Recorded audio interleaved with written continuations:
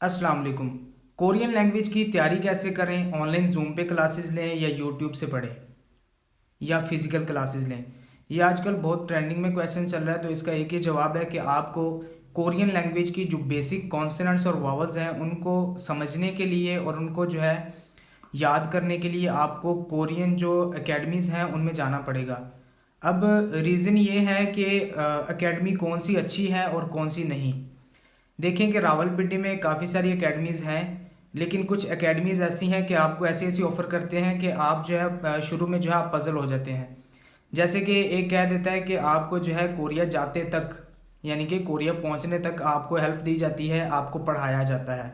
ठीक है, कोरिया भेजने तक उनकी गारंटी होती है। ऐसे ऐसे उनके जो है ना क्वेश्चंस होते हैं। दूसरे ये कहते हैं कि 2 मंथ का कोर्स है, इतनी फ़ीस है। तो वो 2 मंथ के कोर्स में जो है वो आपको बुक्स भी कंप्लीट नहीं पढ़ाते।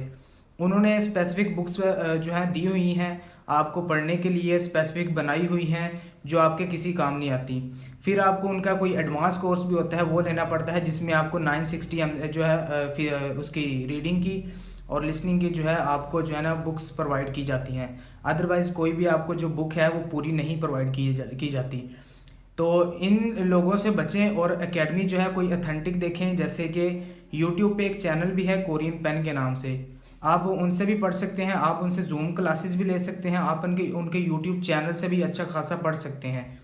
और आप अगर फिज़िकल क्लासेस लेना चाहते हैं तो आप उनसे कांटेक्ट करें। कांटेक्ट नंबर आपको डिस्क्रिप्शन में मिल जाएगा। आप उनसे कांटेक्ट करें और फिज़िकल क्लासेस भी आप उनसे ले सकते हैं। उनकी एकेडमी जो है वो पिशावर रोड पे जो कोहिनूर मिल है वहाँ पे अभी उन्होंने एकेडमी जो है स्टार्ट की है।